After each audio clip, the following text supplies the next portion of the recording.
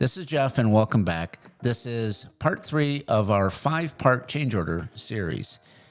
And if you're just joining us, I really recommend going back and starting with episode 1. That will give you the full picture of why this series matters so much and how it could literally save you tens of thousands of dollars and months of frustration.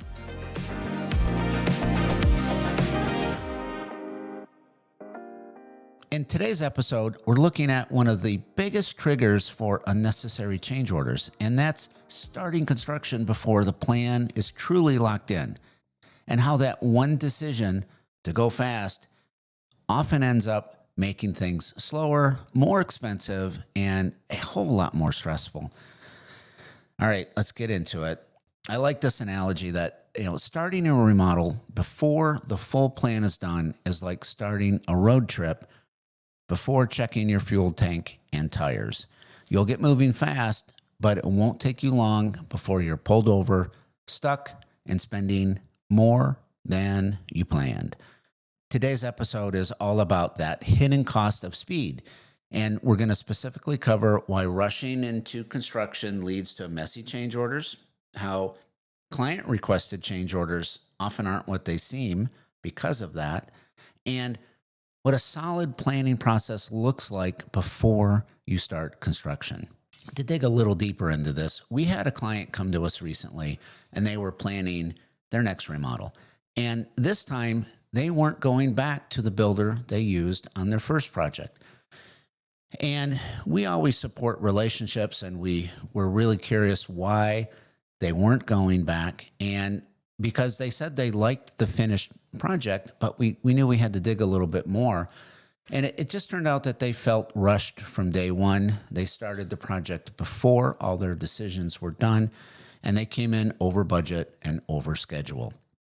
And specifically, they were still picking materials while the walls were coming down, and no one walked them through what could go wrong. And it just felt like they were constantly putting out fires.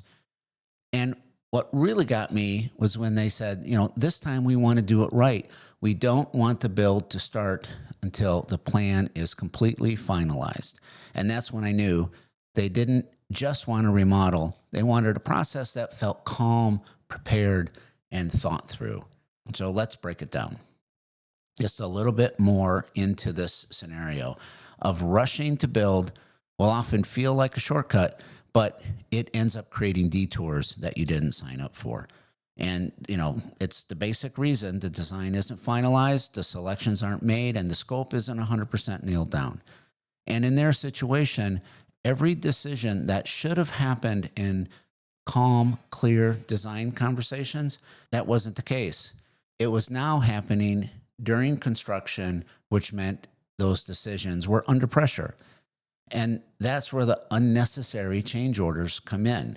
So this is the next level to this, and let's tie it back to episode 2, where we talked about the 3 types of change orders. Remember type 1, client requested?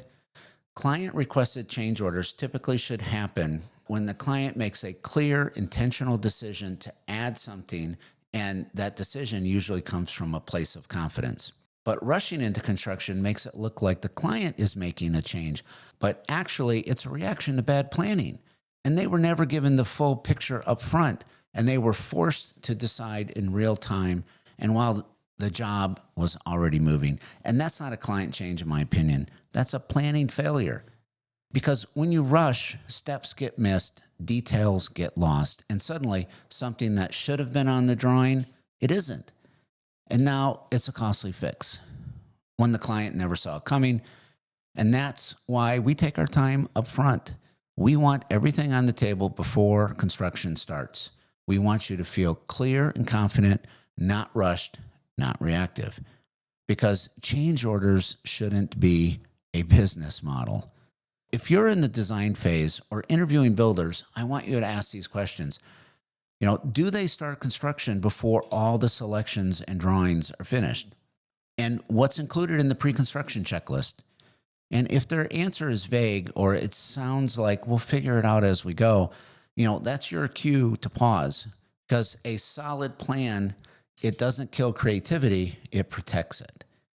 In the next episode, we're going to talk about predictable surprises, the things that we can often spot before demo if you're willing to look. So we'll see you in part 4. And if you haven't already, please grab our free change order planning guide. It'll help you spot vague scopes, ask better questions, and go into your project with open eyes and clear expectations. And you can download it in the link below. We'll talk to you soon. Thank you.